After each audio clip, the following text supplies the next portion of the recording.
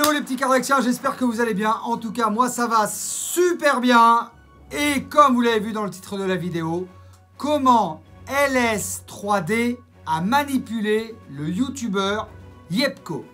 Bonne vidéo! Alors pour ceux qui ne sont pas au courant de l'histoire, je fais un petit résumé. Moi je suis l'ancien PDG du groupe LV3D. Un groupe de magasins, un ensemble de magasins sous une enseigne qui s'appelle LV3D, location, vente, imprimante 3D. Il y a de ça 2 ans et demi, j'ai subi un cyberharcèlement violent suite à une vidéo que j'avais faite où je voulais carrément mettre fin à mes jours et où j'ai cru bien faire en demandant à mes abonnés, donc à vous, de me faire un don. C'était pas l'idée du siècle, mais je me suis dit, si chacun donne 50 centimes, 1 euro, etc., ça fera peut-être une trésorerie et peut-être que je pourrais aller mieux vis-à-vis de mon entreprise puisqu'on avait un besoin de fonds immédiats. C'est-à-dire ça marchait très bien, mais il fallait avoir plus d'argent pour avoir plus de stock pour livrer les clients plus vite. Je ne sais pas si tout le monde a compris. Tout le monde n'a pas forcément compris. Certains vont dire encore « Mais non, t'es un escroc, t'es un voleur, nanana ». D'autres vont dire « Oui, Karl, on t'a compris parce que finalement, on a compris l'histoire. » Enfin, bref. Revenons-en à nos moutons. Donc, j'ai fait cette vidéo. Dans une nuit où j'étais vraiment mal, je me suis dit ben, « Peut-être, comme je suis pas bien, je faisais vraiment une grosse dépression. J'étais vraiment, vraiment mal. » J'ai appelé le youtubeur GameX13 en lui demandant « Abdel, peux-tu me donner un petit coup de main en parlant de cette vidéo à ta communauté ?» Chose qu'il a faite. Le lendemain, le youtubeur Peanuts 3D a appelé Abdel alias GameX13 pour lui dire écoute Abdel, Karl, c'est un escroc, il a joué un jeu, c'est une comédie, en plus il est raciste, il y a des preuves, il y a des screens écran sur son Facebook, regarde, en montrant des choses épouvantables. Je ne sais pas d'où viennent ces conneries, mais apparemment, c'est des choses qui... Où ça a été créé, ou c'est des choses que quelqu'un avait mis sur mon Facebook à l'époque. Je me rappelle que c'était ça il y a une dizaine d'années. J'avais toujours mon Facebook ouvert dans ma société et j'en avais rien à foutre. Pour moi, il faut savoir que je suis quelqu'un qui a 45 ans et que je ne suis pas de la génération Facebook. Pour moi, c'est un jeu, quoi. Donc, tout le monde pouvait y avoir accès. J'en avais absolument rien à faire. Maintenant, je peux vous dire qu'il y a un code, que c'est sécurisé et que plus personne n'a accès à mon Facebook. C'est devenu un truc privé, quoi. C'est un truc, mais à l'époque, je laissais l'ordinateur ouvert et j'en avais rien à fiche. On était en plein 2012, il y avait Sarkozy, Hollande, enfin c'était un vrai truc. Il y avait... Stop! Abdel, mort à l'hameçon de ce que Peanuts 3D lui fait, lui dit « Ah ouais, c'est un escroc, nanana. » Il balance des vidéos sur moi épouvantables. Mais on va pas se mentir, c'est pour faire le buzz. Moi, je lui en veux pas. J'ai bien pigé le truc, j'ai bien pigé comment ça marche sur YouTube. C'est bon. Tout va bien. Donc là, je sens déjà la communauté de GameX13. Ouais, nanana. On se calme, tout va bien entre GameX13 et Carlaxy. Là où je veux en venir, c'est que à cette époque-là, je suis contacté par quelqu'un qui s'appelle Tony Defavori. Tony Defavori, qui est le patron du showroom 3D, alias LS3D. Tony Defavori me dit « Écoute Karl, moi j'ai le TDAH comme toi, je comprends que tu sois pas bien en ce moment, c'est pas évident, tu as subi un cyberharcèlement, c'est très très dur, etc. » Il m'envoie un super message comme ça, un mail, mais vraiment très sympathique. Vraiment le mail très très très sympathique, en disant qu'il me suit sur YouTube, qu'il regarde toutes mes vidéos, que c'est moi qui lui ai donné envie de faire de l'impression 3D. Enfin, le mec, vraiment très sympa, quoi. Moi, crevé comme pas deux, au bout du rouleau, ouais, j'étais vraiment mal. Je mords à l'hameçon et je me dis, tiens, peut-être que ce petit jeune, parce qu'à l'époque, il avait 25 ans, 25, 45, t'as envie, quand tu arrives à un âge où tu as envie d'aider l'autre, d'aider les jeunes, et de tendre la main et de passer le flambeau et de dire ben, peut-être on peut s'associer ensemble et peut-être que on peut s'aider les uns et les autres. Moi, je continuerai à faire de la communication sur YouTube parce que c'est ce que j'aime faire. Je continuerai à parler d'impression 3D avec ferveur, avec passion. Et lui, il pourra faire tout ce qui est comptabilité, envoi des colis, etc., etc. Ça me paraissait plutôt pas mal.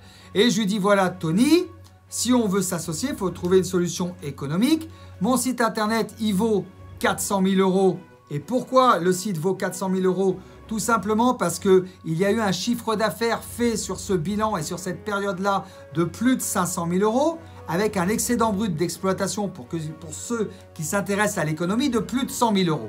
Ça veut dire que l'entreprise est viable, et l'entreprise était très rentable et c'était plutôt intéressant. Et la valeur du site a été calculée en fonction de ce que le site internet rapporte comme argent. Voilà d'où sort le chiffre 400 000 €. Tout ça est supervisé par un expert comptable commissaire aux comptes. Donc c'est pas n'importe quoi, on n'est pas dans du délire là. Tony me dit, Tony de Favery, très sympathiquement, écoute voilà, mais moi j'ai que 150 000 € à mettre. Est-ce qu'on peut trouver une solution? Je lui dis, écoute Tony, c'est pas très compliqué. Il y a 80 000 € de dettes fournisseurs en cours. Et il y a une dizaine de clients à livrer. Les fameux clients qui n'ont jamais été livrés. Vous allez comprendre. Donc je lui dis, écoute Tony, donne-moi 150 000 €, paye les 80 000 € de dettes fournisseurs en cours, puisque 150 000 plus 80 000 €, combien ça fait? Ça fait 220 000 €. Et, je sais pas, faudra vérifier. 150 000 plus 80, que je dise pas de conneries devant la caméra. 150 000 plus 50, ça fait 200. Ça fait 230 000 €. Il en manquait encore, mais c'était pas grave. Voilà, ça permettait à un jeune de se lancer. On aurait été associés, on aurait travaillé ensemble, etc. Donc, on signe un contrat de cession où il est bien stipulé. Et c'est dommage que je l'ai plus, ce lutin de R de contrat. C'est dommage que je ne l'ai plus. Ceci dit, il est au commissariat d'Angoulême pour ceux qui vraiment s'intéressent à cette histoire. Il est stipulé en page 4 que Tony de Favery doit régler les dettes fournisseurs en cours et livrer les clients en cours. Ça, c'était très important et c'est le point le plus important du contrat. Et si un jour, que Dieu m'entende, on retrouve ce contrat, on pourra le prouver et vous le montrer. Ou alors, encore une fois, il est consultable à la police d'Angoulême. Donc, nous signons ce fameux contrat. Entre parenthèses, c'est moi qui me suis déplacé sur Châlons. Jamais il ne s'est déplacé lui. Le midi, il n'a même pas payé le repas. Alors, quand on fait une affaire, on fait un petit restaurant, on fait un truc, tu vois, on fait un truc... Sa femme, il me l'a jamais présenté, Clara Nicolet. Ils étaient déjà à l'époque fourbes, des gens pas honnêtes, pas francs du collier. D'ailleurs, vous remarquerez que jamais ils ne parlent devant une caméra, jamais ils balancent des vrais communiqués et ils se cachent. Ils étaient à l'époque fourbes, mais bon, j'avais pas dû le voir. Tu vois, je devais avoir des œillères, je faisais confiance, pour moi tout le monde est beau, tout le monde est gentil.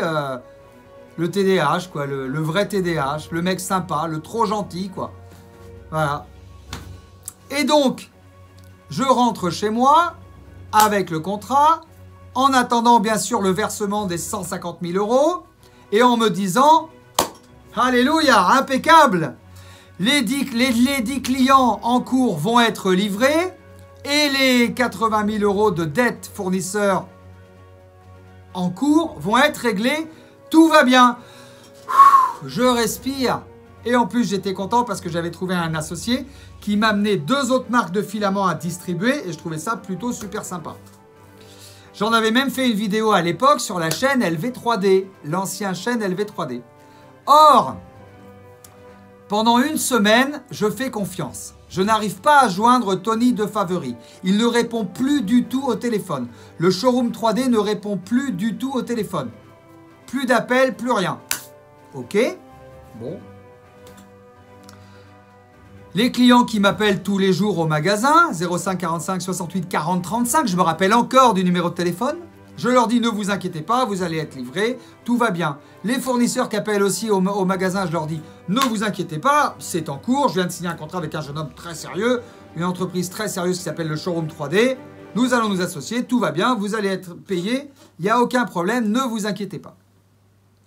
Une semaine après, toujours pas de nouvelles de Tony de Favori.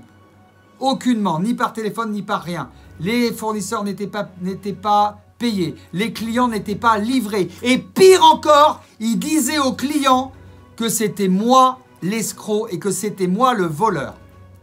À l'époque, il y avait des vidéos qui sont sorties sur moi, dont une vidéo de Yepko qui disait que, excusez-moi pour la petite coupure, le téléphone a sonné, c'était ma grand-mère, donc je la rappellerai tout à l'heure. Et ils appellent toujours quand tu es en train de tourner, les gens, hein, c'est comme ça. Hein. Donc, il y avait déjà des vidéos qui disaient que j'étais un voleur, que j'étais un escroc, etc. Donc, fort de ces vidéos-là et fort de ce que les gens disaient, Tony de Favori n'a livré absolument personne et n'a payé personne. Et il a dit aux gens, mais attendez, c'est lui, regardez, tout le monde le dit. Voilà ce qui s'est passé. Regardez, c'est lui, regardez, tout le monde le dit. Voilà exactement ce qui s'est passé.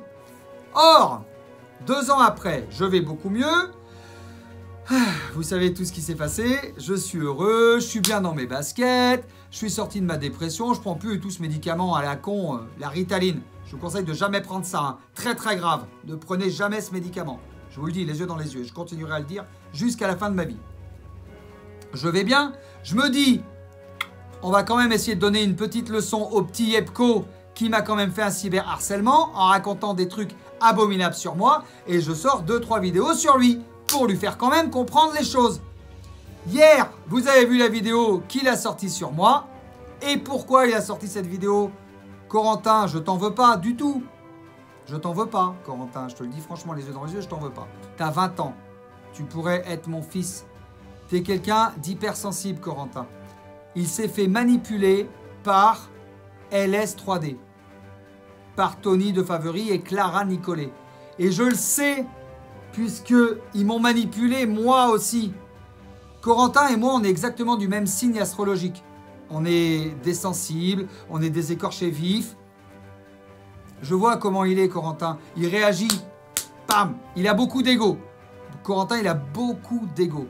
Le moindre truc, si tu l'attaques, oh, il va porter plainte, on m'agresse. Bon, avec l'âge, ça s'estompera, ça ira mieux, etc.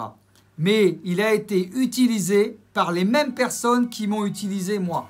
Alors, est-ce qu'ils lui ont donné de l'argent? Est-ce qu'ils lui ont pas donné de l'argent? J'en sais rien. Mais à mon avis, il était tellement content de pouvoir se venger qu'il s'est laissé agréablement manipuler, on va dire. Voilà. Et voilà comment LS3D, le showroom 3D, a manipulé et moi, et 2 ans après, Corentin. Parce que ça les arrangeait bien, tout simplement.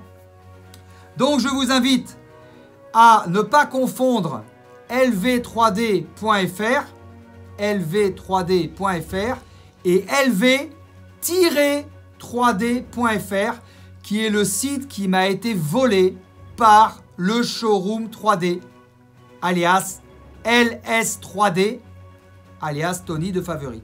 Et c'était tellement facile de faire la confusion entre LS3D et LV3D. Et allez bien voir sur son site, vous verrez que tous les articles blog que j'ai faits sont signés Karl-Emerick Robert et qu'il ne fait absolument rien. Il n'a absolument fait aucun article blog. Il n'a plus rien fait depuis. C'est très rare quand il fait quelque chose. Pourquoi? Parce que c'est des feignants, tout simplement. Et quand on est feignant, c'est plus facile de voler. Et ça s'appelle un vol avec ruse. Un vol avec ruse. C'est important, ça. Voilà. Donc, c'est des voleurs rusés, vol avec ruse, par abus de confiance, parce qu'ils ont abusé de ma confiance. Et en plus, c'est des manipulateurs. Ils ont manipulé Yepko. Voilà, vous savez tout sur cette affaire. Je vous invite, si vous voulez creuser un petit peu plus, à aller voir les autres vidéos. Pour ma part, ça sera la dernière vidéo parce que c'est bon, à un moment donné, ras-le-bol de ces histoires, quoi. N'hésitez pas à vous abonner à la chaîne de Karlaxy, à activer la petite cloche pour recevoir toutes les notifications. Et puis moi, je vous dis à très bientôt sur la chaîne de Karlaxy et puis sur la chaîne d'LV3D France aussi. Je remercie également tous mes clients qui me font confiance. Les colis sont livrés Et s'il y a des clients dans les commentaires ou qui me suivent, n'hésitez pas à témoigner, s'il vous plaît, ça me fera vraiment plaisir à témoigner en commentaire que vous êtes bien livré et que je ne suis pas un voleur et que je ne suis pas un escroc comme les gens le disent. Allez, cette fois-ci, je vous laisse. Ciao, ciao! Je vous embrasse fort, je vous aime!